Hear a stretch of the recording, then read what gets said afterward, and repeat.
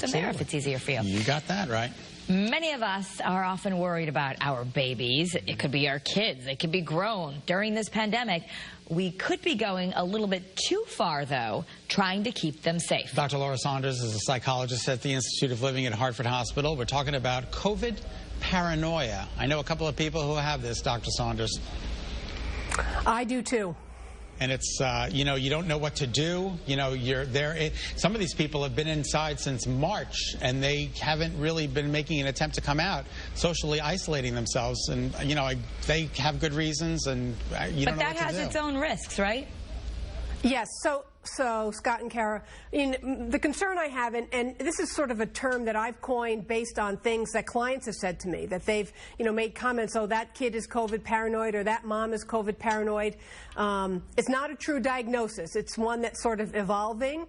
But I think what's concerning to me is that this COVID paranoia really restricts their behavior.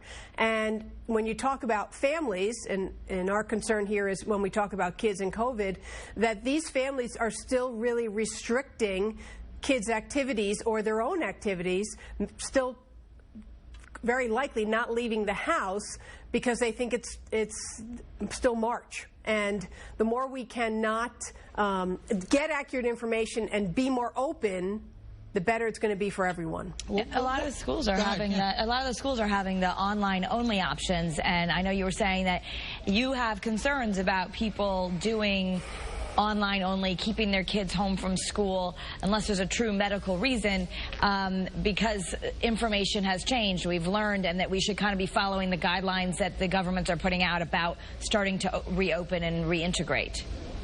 Right, and I understand that in the spring there was some, mixed pieces of information, right? They would give a piece of information and then curtail it or take it back. And I think that just fueled some people's underlying anxiety or paranoia.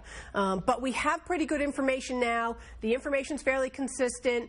In Connecticut, we're just over a 1% positivity rate. So this is the time where we need to loosen things up a little bit, do things in an appropriate way, in a safe way.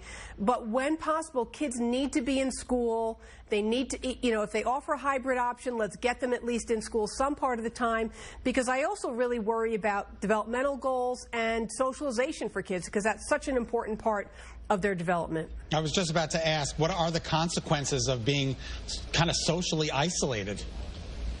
I really worry about social anxiety. So the more you have, or fueling underlying anxiety, the more you're in a situation where you're kind of restricted, and the less experiences that you have, it doesn't build your sense of self-worth. We need experiences, sometimes good experiences, sometimes not so good experiences, to build our self-confidence, our self-worth. And if we're being isolated to a greater degree than we need to, it's going to really socially and emotionally damage children. So if you're one of those families and thinking, I might be a little bit COVID paranoid, I'm still a little bit afraid to go out, and what steps do you recommend? Because for those people, they really do have a lot of anxiety about maybe talking to people again or getting out there. It's about getting accurate information, and there really is some pretty good accurate information out there if you check the CDC sites and the state of Connecticut sites. Also, check with your pediatrician, check with your school guidance folks, your school resource people. They really have good information as well. They can't tell you what to do, but they can offer some recommendations based on current information and statistics.